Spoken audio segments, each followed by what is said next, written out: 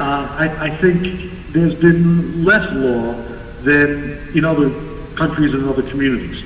So, to some extent, Brandeis having focused national attention on this, for better or worse, and New York having drafted the legislation which at least addresses the questions presented by the Brandeis crisis, we're in the middle of a debate of the kind we're having today.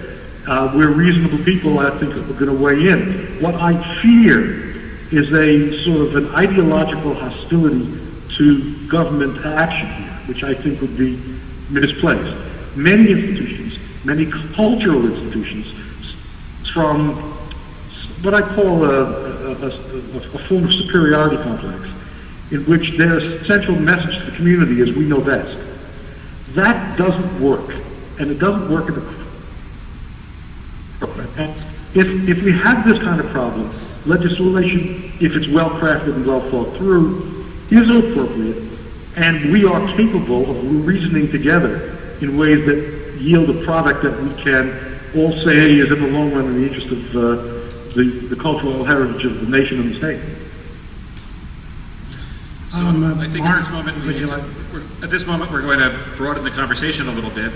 I don't know, Assemblyman, if you can stay on the line and listen in to the attorneys on our panel. I have another about 15, 20 minutes, and then I do apologize, but sure. We're in other kinds of crises here as well. So if I may stay with you for a certain amount of time and then recede into the night, that's what I'll do. Sure, thank you. And I should explain that we're sitting here in the very beautiful Foster Wing, a place that has brought such joy and meaning to so many of us in our teaching here. There's a wonderful Hans Hoffman show on now, as you know.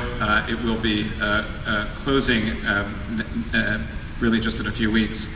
Well, let me just add one thing then, if I may, which is to express my appreciation to the Rose family for the time I spent there. It is an extraordinary asset.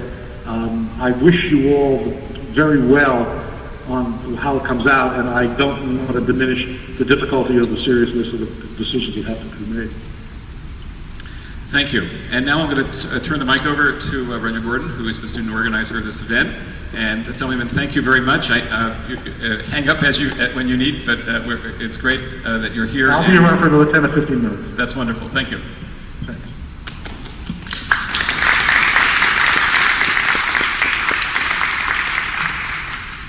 Thank you. It's now my privilege to introduce our other distinguished panelists. We have James Grace from the Volunteer Lawyers for the Arts and Nicholas O'Donnell of Sullivan & Worcester. Jim is the co-director of the Arts and Business Council and Volunteer Lawyers for the Arts.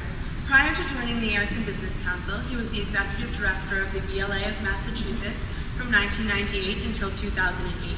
Jim has experience working with artists and arts organizations in the areas of publishing law, television production, public art, copyright, trademark, nonprofit incorporation and mergers, negotiation training, and artist lives and work, and nonprofit board issues.